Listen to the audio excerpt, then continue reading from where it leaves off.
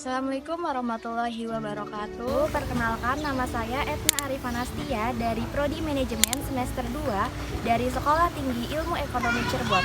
Di sini saya akan memaparkan tentang tugas, yaitu tentang korupsi. Mari ikutin selanjutnya. Korupsi adalah musuh bersama yang merugikan semua orang, yang dapat merusak tatanan sosial, menghambat pembangunan, dan menjerumuskan masyarakat ke dalam kemiskinan dan ketidakadilan. Untuk melawan korupsi, kita perlu membangun kesadaran dan integritas sejak dini, terutama pada generasi muda saat ini. Nah, Islam juga mempunyai pandangan tentang korupsi. Dalam pandangan Islam, korupsi itu dilarang keras, yaitu adalah perbuatan tercela. Islam itu mengajarkan tentang kejujuran, keadilan, dan amanah dalam segala aspek kehidupan, termasuk ke dalam hal kekuasaan dan harta.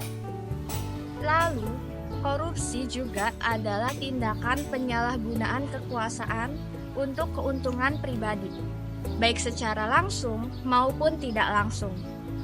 Korupsi dapat terjadi dalam berbagai bentuk, termasuk penyuapan, pemerasan, penggelapan, dan penyalahgunaan wewenang. Dalam Islam, terdapat dalil yang melarang keras tentang korupsi. Di antaranya yaitu dalil tentang larangan memakan harta orang lain secara batil, yang artinya, hai orang-orang yang beriman, janganlah kamu memakan harta orang lain secara batil, kecuali dengan jalan perniagaan yang berlaku di antara kamu. Quran Surat An-Nisa ayat 29. Dalam hal korupsi, peran generasi muda atau yang saat ini kita sebut yaitu Gen Z juga bisa untuk mencegah terjadinya korupsi. Seperti kita generasi muda mulai menerapkan sikap jujur, adil, dan bertanggung jawab di kehidupan sehari-hari. Lalu menyebarkan nilai-nilai anti korupsi dan mengajak orang lain untuk menolak korupsi.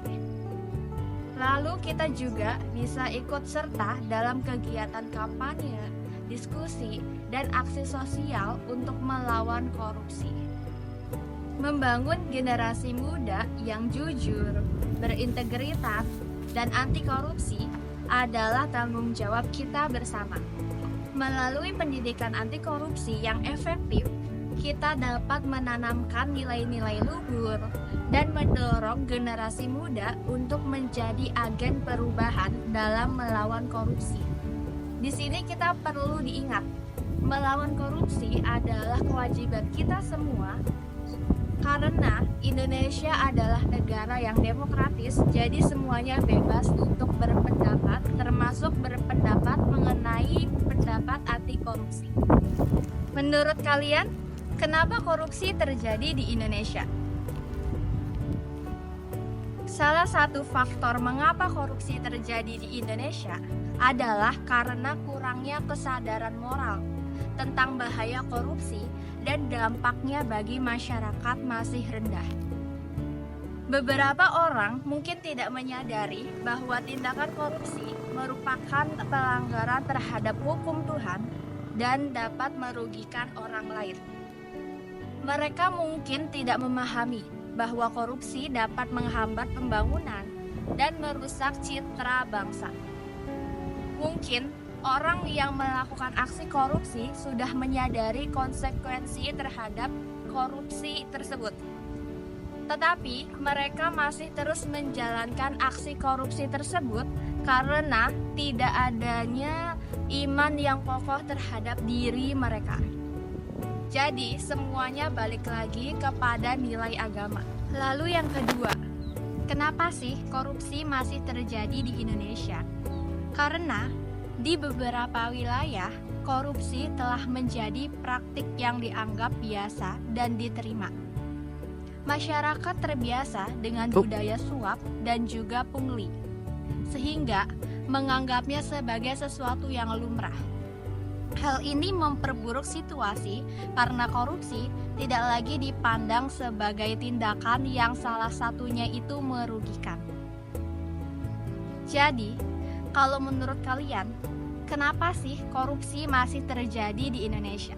Coba komen di kolom komentar. Jadi, lebih singkatnya lagi, korupsi itu merugikan segala hal. Untuk mencegah korupsi, harus mulai dari diri sendiri terlebih dahulu. Tanamkan iman yang kokoh terhadap diri kita agar tidak goyah untuk melakukan tindakan korupsi. Agama memiliki peran penting dalam membangun moral dan etika masyarakat. Namun, semua itu harus dilakukan dengan diri kita terlebih dahulu, agar dapat menjadikan kekuatan positif dalam melawan korupsi ketika kita sudah menanamkan sifat jujur dan juga bertanggung jawab. Dengan meningkatkan pemahaman agama dan membangun kesadaran moral yang diharapkan masyarakat Indonesia untuk terbebas dari korupsi.